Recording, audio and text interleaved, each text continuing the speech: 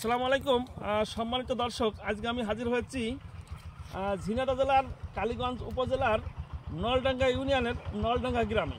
তো আমরা আসছি যে আসলে এবার বর্তমান যে বছর, এই বছর হিসাবে লিচুর বাগান আসলে অনেকটা লিচু হয়েছে, তার ভালো লাগলো দেখতে। আসলে দেখেন লিচুগুলো, বাহ চমৎকার হয়েছে, দেখেন দেখেছেন। কিন্তু আসলে এই পরিমাণ বাগানে লিচু ধরা দেখিনি আমি কখনো। আসলাম, বুঝছেন। আপনার নামটা আছে কি ভাই? আমার নাম মোহাম্মদ জাহিদ হোসেন। মোহাম্মদ জাহিদ হোসেন না? জি। আপনাদের কাছে তো ইনশাল্লাহ এই বর্তমান যে বছর, এই বছর হিসাবে অনেকটা বাগান দেখেছি আমি, জি। কিন্তু এইরকম আপনার ফল কোথাও পাই নাই, বুঝছেন। জি। যেহেতু অনেক ফল ধরেছে দেখেন ইনশাল্লাহ, ছোট দেখেন গাছ হিসেবে অনেক ফল ধরেছে, আবার মনে করেন যে অনেক বাগানে বড় বড় বাগানে এবার ফল আসেনি, ফল আসে। সেই হিসেবে এই বাগানটা মনে করেন হামসিয়ার ভিতরে খুব ভালো ফল হয়েছে। বাহ চমৎকার, আপনার সময় দেখেন, বাহ চমৎকার হয়েছে, দেখেন যে কি সুন্দর ফুল।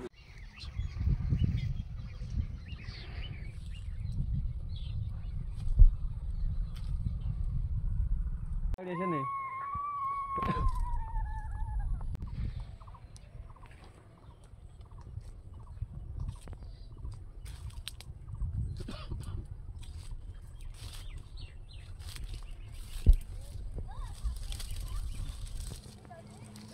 তা এই গাছের বয়স, আমি এখান থেকে জিজ্ঞেস করলাম যে ভাই আপনারা যে এই বাগানটা করেছেন, বাগানটার বয়স কত? তা উনি বললেন 3 থেকে 3.5 বছর। জি।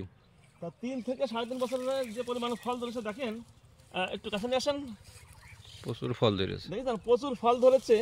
তা আমরা চাবো যাদের জায়গা পড়ে আছে তারা আপনারা এই লিচু চাষ করেন।